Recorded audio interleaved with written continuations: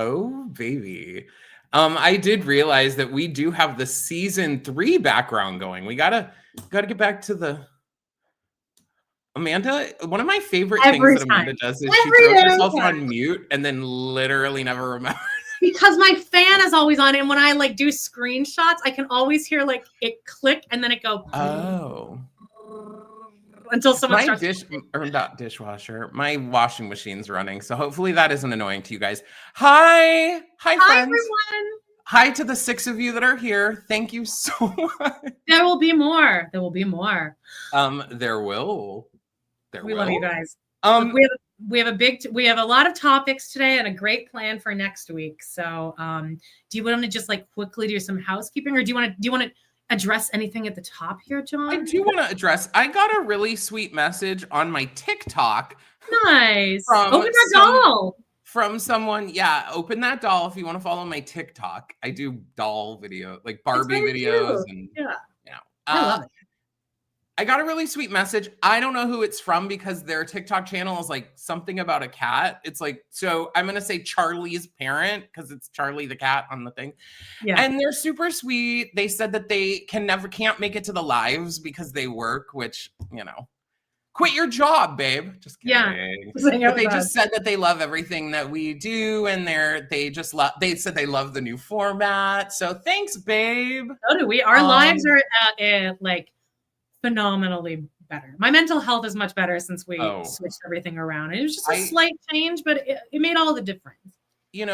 I love all of it, but it is, Natasha, have you found my you love Barbies? Have you found my TikTok? Great. I also do have a YouTube. It's on YouTube too. So if you're just watching on YouTube, you can find it there too. Open that doll. Hi, Carla. Hi, Nicole. Hi, Mary. Hi, Natasha. Hi, Andy. Hi, Meredith. Hi, Wendy's Front Yard. Hi, Gabrielle. Hi, Heather. Shout it out if you were in my live earlier today. I did a costume change. Took my bra. Did Amanda drop anything? What did she say in her live? Did she talk shit? Did I say anything salacious? I think I was pretty good. I was hilarious. Hey, also, right now in the comments, first of all, hit like. If you're here, please hit subscribe too. If you're somehow new and you've never been here, hit like, hit subscribe, all that stuff. Also, if you'd like, follow us over on Patreon. Oh, yay, Natasha. I'll see you there, babe. Patreon.com/podinthecity. This week, yesterday, right? We released RuPaul's Drag Race All-Stars Season 2, Episode 1. And oh, baby, it popped off, honey. I had recorded at 8 a.m. that morning when we recorded, and we didn't finish till 9:30 p.m. But we were running on adrenaline. But since it was All-Stars 1, we were still like so pumped. You can hear the like manic energy in Amanda's voice. It's just like she's so excited about it. You can tell, babes. I'm sure I'm Tourette'sing. I'm sure you can hear me going. See, Julie says she loves it. We love Drag Race. I mean, my gosh. So check it out if you want. If you don't, that's okay too, babe.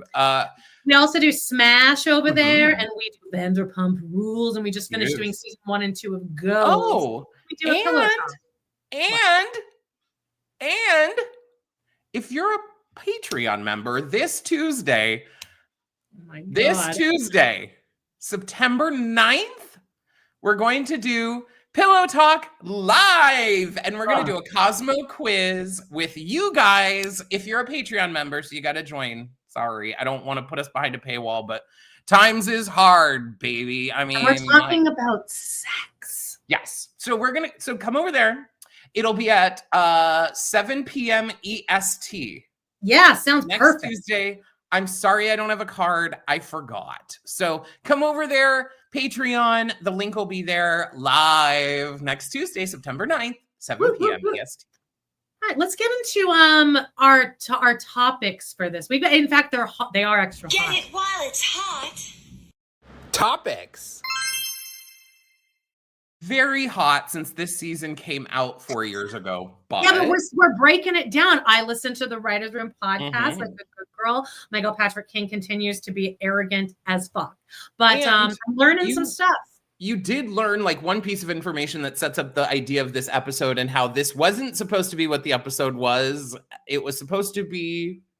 Okay, so this was supposed to be the morning episode where the three girls, and what we did know, this was a pretty strong episode, and I noticed that it didn't feature any of the side characters. It was just the three girls, and they were all together at the same time. But it was supposed to be a bottle episode where the girls all go to the Hamptons and help Carrie deal with the morning. Now, I would argue that maybe the part where in the movie where they go to Mexico on the honeymoon and Carrie's in mourning is maybe one of the most like transcendently well directed and well acted things I've ever seen in movie history. But Michael Patrick King thought, yeah, the audience doesn't want that. They want to laugh. So we're going to reward them with Che's comedy. This is all stuff that he said. They were going to go to the Hamptons, come back for Che's comedy concert. But as a reward for us. He said, here we go. Che's comedy. We knew the audience was ready to laugh and we can do comedy. I was like, you are crazy. But Lisa, thank you, babe. Lisa says, love you all so much. I'm back at work, so I missed the lives. I'll be watching on my way home. Can you please leave a comment afterward for us and we'll respond to you. Now, don't you think that that's a major problem, though, in all through season 3 and the cancellation that everyone's like, Carrie never mentions Big. It seems like she never mourned the loss. I would have loved a Hamptons episode. It's actually more focused on this in this episode. Now, I understand this is probably a piece of grief is like questioning all these things, but it was more focused on like, why didn't he like me more than everyone else? I found Carrie to be quite annoying in this episode. I understand the episode was, I get it. And it is real to life. Hi, Patsy. But it's like, okay, sure. Did you guys watch the episode? That's what I want to know. Who here watched it? When in Rome, it's called. Patsy, thank you. If she were grieving, it at least explain her miserable behavior. Again, thank you. Like, put her in therapy. Like, she actually seemed fine in this episode, though. But he said that would have been a great way to get in some other side person that you want to bring in is have a therapist. A therapist of color, and then you could check that fucking box that you're trying to check. Guys, we are right now. I'm edging. Sorry, my washing machine is running and it just I know. I'm flicking the bean lightly over here because we're waiting to get to check that box. Oh my, I wrote down, you guys, when you watched the episode, I was watching the episode and then it seemed like it was over. And then I looked at the time, I'm like, there's still like 15 minutes left. And then Che's comedy concert started. And Che's comedy also goes on for about 10 minutes. And I wrote down the whole thing and I'm going to do a full reenactment. And you guys have to watch our full recap posted tomorrow or early access if you're Patreon. Amanda's going to do a full recreation of Che's set. And I'm going to pretend that I'm Miranda watching in the audience, flooding my panties. And you also it'll be like at church when you do the passion and the audience has to be like, crucify him. You'll be that. I'll be like, you need to be doing snap, snap, snap, snap, snap. Now, what I'm going to say, and Patsy Mayonnaise, I know you're queer. As a queer myself, and I've been to very, very queer shit, dude. Yeah, you've taken this me. Was on a level that I'm thinking no one who wrote this or had anything to do with it has been in a queer space. I also, I'm going to save that though. Okay, the first thing. We're going to end with the comedy concept. Generally about some weird things that they've been doing as far as direction. And then when the credits rolled, I saw, Michael Patrick King wrote and directed this episode. And I see why. Of who has no. Did he? Okay. Okay. My weird thing is that this is one of Michael Patrick King's favorite tropes of comedy is to have a side character who's just supposed to do a job, like a lawyer or whatever they have. Every single person that they've introduced as like a rando character, they always have to have some kooky side thing going on that makes them like so unprofessional and weird. And it's like, is that funny? Like Rachel Dratch, Sherry O'Terry. All of them. They have this like in this one, the lawyer guy was like, oh, my wife is blah, blah, blah. It's like, ha, ha, ha, ha, ha. Why do we need this? I also think there's just some weird direction choices in general. Like they will go huge chunks of the show with having no underscoring. There'll be no music in parts that actually would make sense to have like something kooky happening. And instead, they have the moment where Carrie, towards the beginning, Carrie's spiraling out because she finds out that Natasha is going to get, maybe it's not towards the beginning, but a third of the way through. Natasha's going to get $1 million in Big's will. So she starts digging for the first time, I guess, ever. She decides to go look through Big's stuff, never having like looked or whatever. And she's digging through things. And the music they have playing is literally like Murder, She Wrote, mystery type shit. It's like do do do do do do do do do. I'm like, what the fuck is this? She's in mourning and you're putting kooky, like, I'm so spooked. And she's not playing it out that way either. So I'm not understanding. Was Michael Patrick King like, well, we don't want people to be too sad? Yeah, he doesn't want anyone to feel emotions. He doesn't want us to deal with alcoholism because he doesn't want to offend the alcoholics. He doesn't want to deal with mourning because that's not funny. But Che's comedy concert's funny. Let's touch a second on the alcoholism. I know they talk about it at the very, very end. There were 2 points that Charlotte raises as why she thinks Miranda has a drinking problem. The first one I understand, and I would agree, is that she found mini Tito's bottles in Miranda's backpack. Understood. I would be like, okay, why do you have those? I would think that. The really? other one, I just think they brought those on the way home. They bought those on the way home. I just don't really see people buying mini booze bottles if they're just bringing it home. When I was an alcoholic, you weren't fucking with mini bottles. No, I never fucked with that. I would just get like the big ones, right? It's way cheaper. But I'd wait for the liquor store to open and I'd go. But there would be people way ahead of me that were clearly going to work, like construction workers. And like I watched this guy walk up and he's like the guy handed him 6 mini bottles. And it would have been cheaper to just get a pint. But he stood there at this register, paid for it, and then just chugged them all and then got in his car and drove away. And the guy was so unfazed by it. I'm sure you see that all the time. But yeah. I was like, all right, yeah. I would think that if you work at a liquor store, you have to see some dark shit. Just close your eyes sometimes and pretend you don't see what you're selling to. The other point that Charlotte makes is that Miranda had 2 glasses of wine before the comedy concert. Couldn't even put a She must be an alcoholic. Before 2 glasses of wine? Who drinks at a comedy concert? Before Che's non-binary comedy concert? I'd need 6 glasses of wine. Are we kidding? Like, oh my God, are you joking? And I'm not. That requires a 2-drink min. If I ever saw it, that should not have been. It should have been like Miranda had 7 glasses of wine like before this. Yes, because that is what an alcoholic would have. It's like Michael Patrick doesn't 2 glasses of wine. Here would be a good one. When Miranda showed up for the comedy concert, I could smell alcohol on her breath. That would be a little bit more than because I would be like, oh, you needed to get drunk before you ever met up with us because I don't know. The thing is also in New York, I feel like it's less of a judgment because everyone is just taking cabs everywhere. So there's not that concern of, oh, you got in your car and drove. I feel like you can pregame a lot more easily in New York because everyone's just taking cabs and stuff. But these women are worth $20 billion. So, why let's talk about the $1 million. Oh, yes. What did they say on? So Natasha's in this episode, guys, I liked having Natasha here.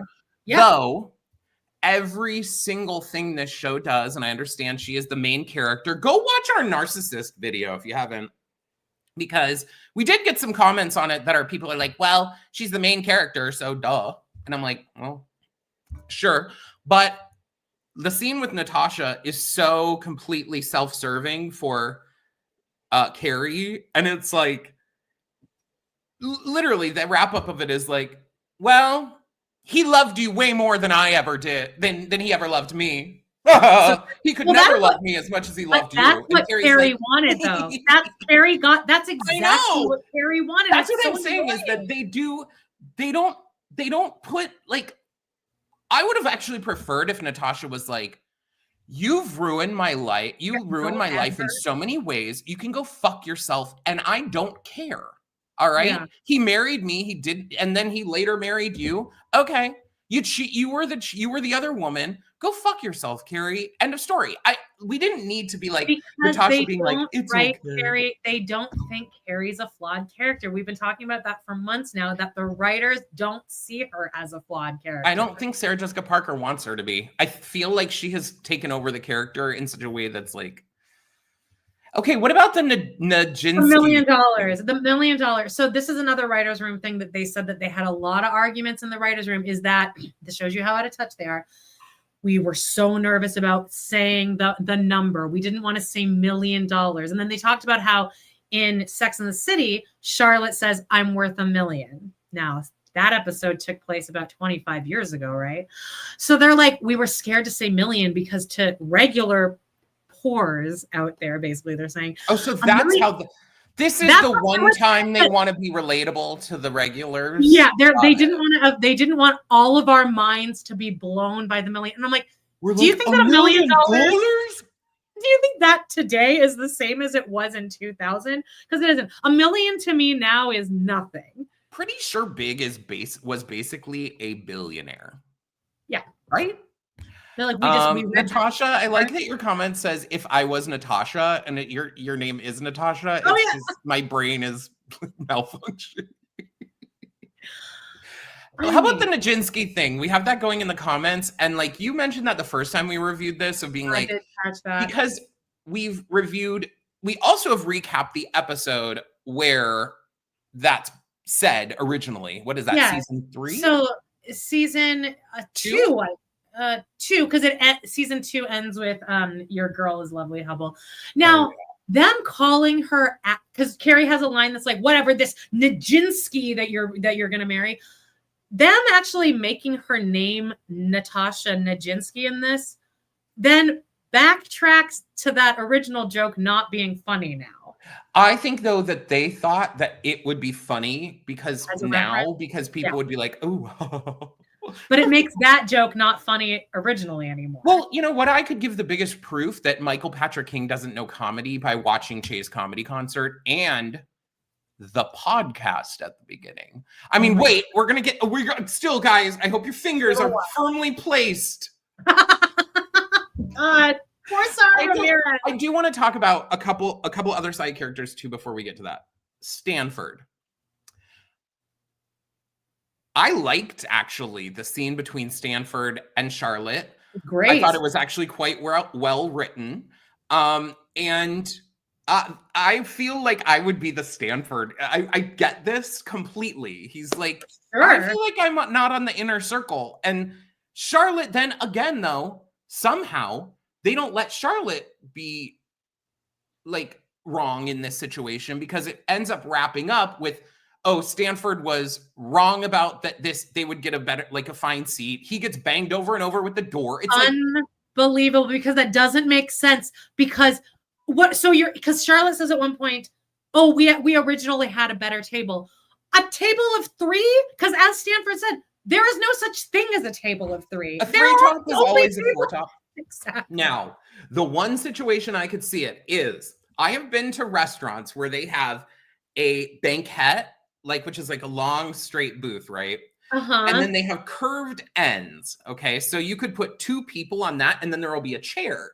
So you could possibly, but come on, let's not act. But okay, Patsy, Stanford is in Carrie's second tier of friends, despite being Carrie's best friend. And I would actually argue, instead of it being Charlotte's fault that Stanford is always on the outer ring, it's Carrie's fault that he's on the outer ring. Because she hasn't said to Charlotte, she needs to be the one that establishes then too with Charlotte and Miranda, I want this person in here. Is he? Here's what a question I'll have. He's not really friends with Miranda and Charlotte the way that Charlotte and Miranda are friends, and Carrie, those 3 kind of mix up. Hey, Jay Schwa, they mix up together, but yeah, anyway, I just think, why do we need to keep shitting on Stanford? That was supposed to be, though, the continuation of why you were confused last week of why are they making Stanford such an asshole in this funeral? I think that was supposed to be his story arc, that he's trying to constantly say, Carrie's my best friend. I'm your best friend, right? So I think this was a continuation of that, but then they kind of had to put the kibosh on his story. And they were supposed to have a scene where him and Carrie, she sends him off with her blessing to Japan. But then Michael Patrick King's exact words are like, yeah, but then it was just going to be too sad. So we just kind of slipped it under the rug so nobody felt too upset. I'm like, so that's the way you're honoring Willie Garson, to slip it under the rug. Also, how are we deciding that he and Anthony have gotten divorced? I mean, you need to work that part out, or like they will next episode. Okay, speaking of Anthony, I want to get to Rock. This is when we get Rock's like kind of appearance of who they want to be. I wish that they would have either cast someone younger or like allowed this character to not act like a 5-year-old. Patsy Mayonnaise says, remember when she was letting her friends meet the Russian but told Stanford it was just the girls this time? I'll never forget. At that time, I was like, what? Why? Well, he probably hates gays. I mean, in Russia, they hate gays. So, I mean, maybe... Yeah. Well, he's a ballet dancer, though. Oh, but he's not a ballet dancer in the show. But he's an artist. He's a straight man in ballet, though. Can you imagine the toxicity? But he's not in ballet on the show. Oh, yeah, on the show. But he's an artist, which is also a pretty gay. I also... Okay. Speaking of the direction in general, just to veer off here for a second, because we do have some time. I hate the insistence of not using the voiceover. And it was so apparent in this episode that, like, I feel disconnected from the show. And I don't even really I'm not saying I love voiceovers. Normally, a show to me doesn't necessarily need that. But you had that in the original series and both the movies. That to then jump to this, like, we're not in Carrie. Like, I want to be in Carrie's head. That would have helped this show so much, because you could have even done just the grieving shit in Carrie's head, or while she's digging through the pockets, she could be doing a monologue about, I wondered if blah, blah, blah, blah, blah. Like, there's none of that. It could break up the, like, in the podcast part. So I'm not going to read this out because I will read this. But, like, in a scene like this, when Che's like, I want to fuck you, Bobby. You're so fucking hot. I'm a motherfucking city so body. Naturally delivered, too. They could have Carrie's voiceover, like, because then Carrie says this hilarious joke. Well, maybe she wants her credit card back. She could say, and at that moment, I realized that I could still be funny again, or something while they're still doing like, you could break up how bad the podcast is by having Carrie be like, oh, I realized that I am funny and I came out of my shell a little bit. In the podcast, though, I'll say I hate Bobby Lee, but he actually comes off as normal and natural in the podcast. Weirdly, he's a podcaster. Che Diaz is the one that is like, oh, it's like the most rehearsed, weirdly. God, I know. That is Sarah Ramirez's worst acting, I think, ever. It's worse than the comedy concert. They go talking about, trigger warning. Talking about sex with a minor is never acceptable, especially if the jokes are as lame as that one. I'm going to feel bad for Sarah Ramirez. Actually, I think they were saddled with this script and were like, fuck, how am I supposed to deliver this in a natural way? Like, because there's a part where they're like, yeah, Carrie Bradshaw for the layup or whatever. And it's like, your character doesn't give with that a slam. Like, she goes, boom, see Bradshaw with the slam. There was a very interesting moment in Chase. Let's get to the comedy concert. Check that box. I mean, really quickly, this is the other thing I got from here is this was Sarah Ramirez's coming out story. And I can almost guarantee you when Sarah told this story about what happened here, it was actually funny when Sarah was telling it. And then the writers took it and turned it into this fucking TED Talk. There is no comedy until the punchline of the entire thing, which was a very good joke. When they said, no, actually not suck my dick, because if I was a man, I would have had this comedy concert 5 years ago. That was that was the first appearance of a joke. It was odd. I don't think that. Stop yelling at me. That's how I feel as the audience is like, why are you yelling at me? I just feel like this was so terribly written, and there's jokes and ponderings throughout it. And the big pondering that stands out to me is that Che is like, everything in media with non-binary people, there's always just one of us, just one sad non-binary person wandering through.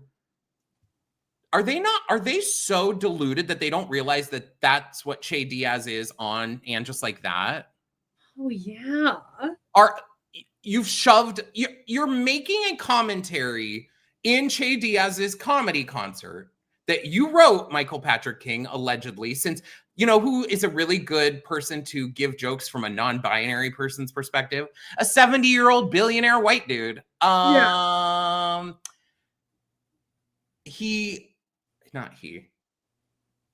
Where was I going with this? No, I know where you were going. You were saying that Che is saying how like they are the token. They're always seen as a token. But now you've taken this non-binary. But they are the token in your own show. Yeah. And you've turned them into just every possible non-binary trope and made it into this awful person. And they act like, oh, this sad non-binary. So are you trying to act like, oh, because Che fucks everyone in the room, they aren't sad? Because it seems like as you're the development of this character, you make him pretty sad. Like, I understand they're going for this idea. And here is another shit thing that they do. They use these ideas and they will take a huge idea, like the thought that Che's family completely accepts them for whatever they are, where you could have used that as a story point. Maybe your mother doesn't accept you for who you are, something, but they use that as a throwaway to help Charlotte get to the point of accepting Rock. Yeah. Yeah. But like they've done that multiple times where they will take something that they could actually mine for ideas and they'll be like, oh, well, my family loves me and all parents should love their non-binary children no matter what. So right. Charlotte's like, oh yeah. What? Well, here's the thing. When you go to a taping of somebody's Netflix special, I'm not expecting to cry and go, yes, snaps. No. And this is Patsy Mayonnaise. Another queer here. Who else is a queer? Right, queer. Queer in here, bitch, in the comments. I have been to some gay shit. Gay shit. All right. Queer, everything under the rainbow shit.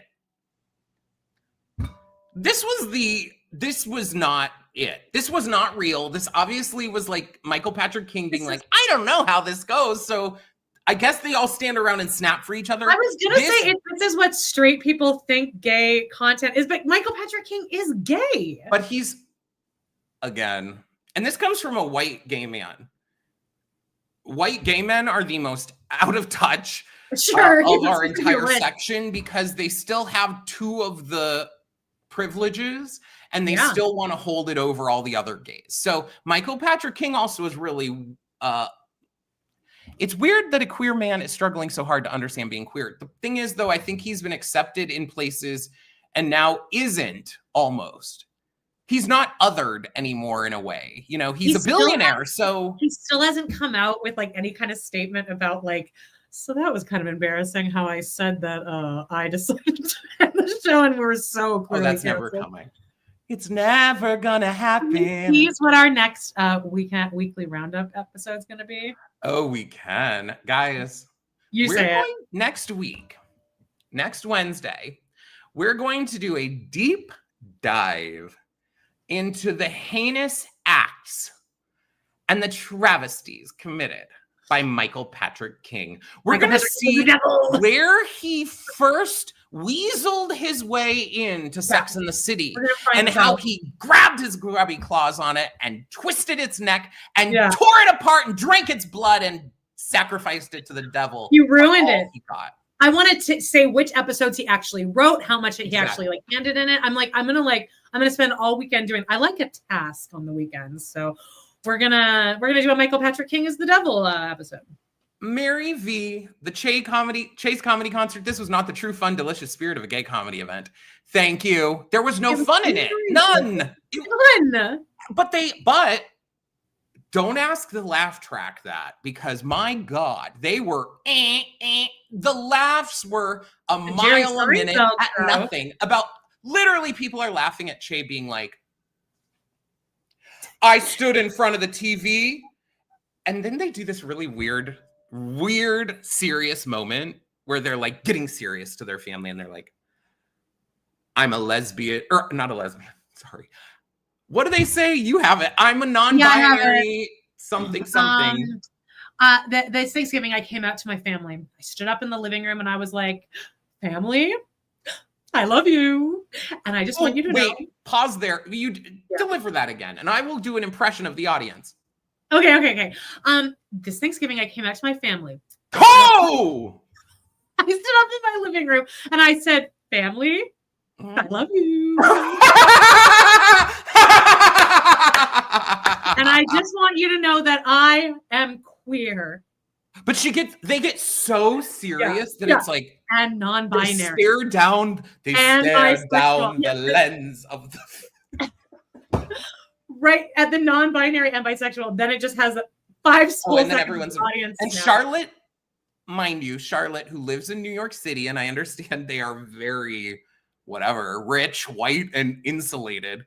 Yeah. They're like looking around like, oh, all these queers are snapping their fingers. And Miranda's vagina has dropped to the floor. Miranda, the moment Miranda finds out that they're going to the comedy concert, Miranda's like, oh my God!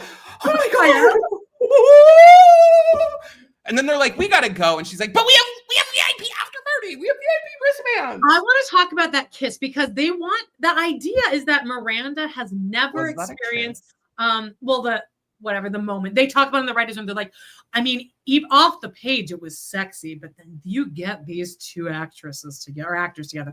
But it's if you've been with the same person for 25 years, the next person you kiss, unless they're really bad at it, it's gonna be electric and exciting, and it's gonna feel like that. So let's not throw the baby out with the bathwater here, Miranda. This doesn't necessarily mean that your whole life was a lie and you were never straight, blah, blah, blah. But we find out in this episode that she hasn't had sex with Steve for years. Okay, I'm sorry. Occurrence. But season 2, they show Steve boxing. There ain't no way he's not throwing it down a little bit. I know he's deaf. That doesn't mean his dick doesn't work. Well, right? I don't know. I agree, but as happens when they do the finger bang scene, which that is going to be our next live reaction that we do on our. That's going to be the next live episode reaction we do over on our Patreon, is the finger banging. But they think that the visual of that is like the hottest thing ever.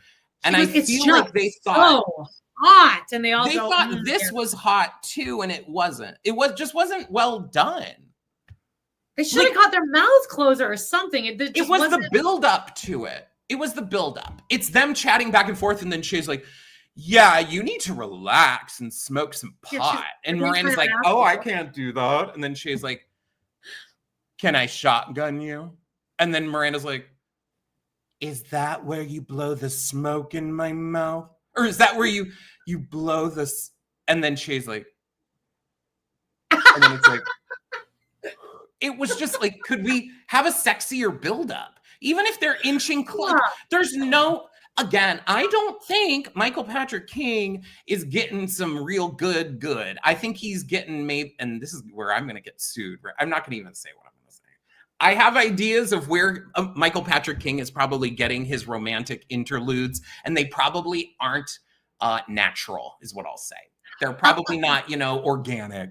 They didn't want to spend time developing that build up to that kiss, but they did spend an entire 11 seconds of Miranda standing outside the club, pulling out her ID, struggling with it, waiting in line, showing, like, I was like, why am I watching this? Like, ahead. Oh, I did fast forward a few times because I'm like, let's get on with it. Let's close this out by talking about maybe the big leaving Natasha, the $1 million. Did everyone's head explode? No one can imagine that type of money. I want to know too, did y'all think that Carrie was just, I think, did we already talk about it? Or did we talk about it? Do you think she had a reason to be upset? And I would say yes, but you've also shown this man that you will over and over accept him being withholding and keeping secrets from you and not telling you anything. So you've kind of, but like, would that piss you off if you found a picture of a dog that you didn't know that he had? Or for me, I thought it more looked like if I were Carrie, I'd feel bad that I didn't ask questions. That would be that's such a simple question. Did you ever have any pets? You would never ask that of your partner. You've been with this person forever. You've never seen the inside of their wallet. You feel like that's the part that I'm not even saying from a snooping factor, but like, this is your husband that you have been with for what was it, 15 years? And you've never been like, hey, let me grab a 20 out of your wallet and there's a photo of this dog, and you didn't make an episode of it previously, you being like, why didn't you tell me about this dog? I think it's understandable. Do you hear that? No.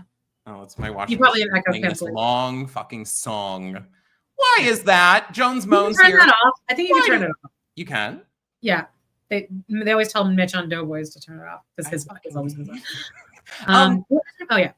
I think that if they would have made us see more of Carrie's grief struggle, I maybe could have put that in, that could have been wrapped up in it. Because I can totally be like,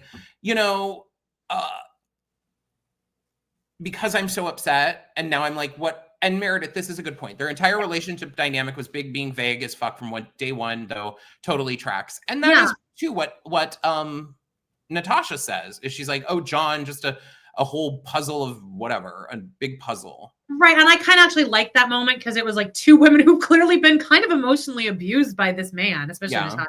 But I don't think they really had a very close relationship, which only lends more to our narcissist test, where the question was like, do you care more about being grandiose and being successful?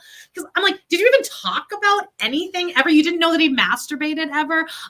She didn't know her own home telephone number. Let's not forget that. So no, I think Carrie is very wrapped up in her shoes and touching herself. I really realized this episode, and maybe it's because they've drawn everything out, that Sarah Jessica Parker's acting style is like, if you're not watching, like Robin Brown, it's like herself. She gets up there is one point she comes into her house, okay? She takes her purse off, and then as she is walking to the laptop, she takes her hands and she teases her hair out and like fixes her hair to sit down at a laptop to type. Maybe because I don't have long hair. I don't know. It's just like she's grating on me, and I think it's because I'm like, everyone go look at that Carrie as a narcissist video. Yes. Please comment on it. We need more engagement on that one, guys. But people are all saying, yeah, it's interesting to rewatch this, because when everyone watched it in our teens and 20s, we're like, Carrie is the bomb. And now look, somebody said it's interesting to see like how much us ourselves have personally grown to go back and watch and be like, you were not killing it in your 30s. Well, and people are still like, well, she's still stunted. I mean, even in Just Like That, I think we hoped more for the characters in general. Like, that maybe when they were 60 or whatever they are in the show, they weren't like, blah, blah, I don't know who I am. Like, I would have liked to just see an empowerment in all three of the characters in a way. And that was what a lot of people said in our, like, what went wrong comments, is like, why wasn't Charlotte like the head of her gallery? And then why wasn't Miranda an actual human right? Like, you could have just jumped to her being a human rights lawyer, and then like Carrie be an actual something, instead of just having them all kind of like, what do I do? Life is still crazy when I'm 60. And it's what they did to Miranda. Actually, there was a picture here that we actually never showed. I found it when I was deleting stuff, but this was something funny I saw on social media, but it was like Cynthia getting dragged in her Instagram comments. So Cynthia Nixon posted this is a couple weeks ago, but of her on the cover of something, and it says, Cynthia Nixon, I am like Miranda in every single way. And then Zuzu Pedal 10 wrote, yeah, we know. But maybe you could have just done a documentary about the life of Cynthia Nixon and left the character of Miranda alone. I am still on the idea. I am fine. A lot of people don't agree. I'm fine with Miranda doing the late in life coming out thing. Sure. It's just the way that they did it and the way they handled all of it and made her character into such a simp cuck bitch. I mean, it's like she is like the most subby thing ever. It's like you could go up to this woman and be like, I'm going to tie you up and then flog you for 45 hours. And she'd be like, please do it. Like, I can't. You're a civil rights lawyer or something. Get your shit together, lady. And don't tell me you don't know Wicked. Why do you think Big left Natasha the money, though? I think it was just him being like, I really. It was like, I'm sorry. I actually agree with what Carrie was saying there. Of like, Big was a finance person. He was a man of not a ton of words, and he's saying, I'm sorry to you. But at the same time, $1 million isn't very much money, though. Not if you have $1 billion. That's like a rice. That's like a piece of. Throw Natasha a crumb. Why don't you, sweetheart? Yeah. And really, I don't think Natasha seemed like she needs it anyway. She herself is like, I don't want that. I'm glad she got an opportunity to like read Carrie down. And I thought it was a perfect way to end that conversation by Natasha being like, we're all good, but maybe we don't need to follow each other on Instagram. That was like perfect. And also leave me the fuck. Oh, I never want to see your stupid fucking face again. And good. I would be the same way. I'd be like, I don't want to think. It's lovely how everything always works out for our Carrie. This was a good point. Jay Schwa said he probably did that and forgot it was even in there. That would make sense why it's only $1 million. He probably did that right after the divorce. Exactly. He's like, oh, well, actually, that makes sense. That would actually make a lot of sense. But instead, it's used as a jumping off point for Carrie to spiral out for the next 72 hours about how he never loved her and blah. You are a member of the Dads Club. So you've gone through an actual great. I don't know if now my question to you is, wouldn't in your will be like your computer passwords and like your wouldn't all that be listed in your will if you had a will like this? Really? No. I don't have a will, shockingly. You would have to do that all set. You should have some kind of like file or something like that for that. It seems like he would have. Especially with a heart condition. Well, he did, didn't he? I mean, he had it all set up. Or was I know, but he didn't have missing? Something that said all of his computer passwords and his bank because Carrie couldn't even get into his laptop. She was trying to get into his laptop the entire time. I think Carrie should have already known that. Right. Just because and I don't even think because you're married and you shouldn't have secrets or anything to hide. But I don't think, some people would look at that like, oh, well, she's going to spy on all of his stuff. No, I just think why wouldn't you be like, hey, my password to that is this so you can log on for just it. In case. Yeah, exactly. Just for shit, but logic, here's logic. And it's running like this, and here's just like that, and it will never catch up. It can never go fast enough to catch up to logic. So what am I even saying here? What we do want to say, though, is thank you guys so much for joining us on our live. We're here live every Friday, 2 p.m. EST. Next week, we're doing episode 4, and then the next one is the next episode is called Some of My Best Friends or something, and it's the one where the writer clearly stole a plot line from Seinfeld where George is trying to prove to everyone that he has black friends. So that's that episode where Charlotte's like, we're going to this party where there's going to be black people, and they steal that story from Seinfeld. So it's that one. I do like that episode. I think do too, in a way, and friends, when I say I need us to always get into our head that when I mean it means really in the gutter. It's not really liking. It's liking for this. Okay? I like the Rosie O'Donnell episode. You what? I liked the Rosie O'Donnell episode, like an actual. I did too. And I think another one we got God, what? There's another one we both really liked. Does anyone remember what that was? We all universally liked it. It wasn't apples to apples. We don't have good memories. And in fact, if you comment something on one of our videos, it's a really good idea to put a timestamp, because often I will read a comment and have no idea what you're talking about, only because my memory is like, especially about this. It goes in. Gabrielle says, I've been with my husband for 15 years. I know all his passwords. It's strange to me. She wouldn't know. Yeah, exactly. Like, no. And okay, so in a way, I understand if there was a moment of Carrie having self-reflection, good luck. But where she's like, where it's more about like, I didn't do enough to know my husband, or we didn't know each other as, like, I can understand that. Yeah, that maybe she accepts maybe our marriage wasn't that great and we were. But it was her. She needs to understand how it wasn't he was keeping things from her. It's that she was complicit in like being like thinking this was all what they were and thinking it was so like sassy. Julie, super sticker. Babe, do I have to flash you for that? Jeez. You know what you guys could do though is join our Patreon. Julie did give us a $5 super sticker, and Julie, you're a babe. You're here every week at our lives, and my baby, I love you. LTW's dad's funeral is a good episode because of Jennifer Lewis, the mother of Black Hollywood.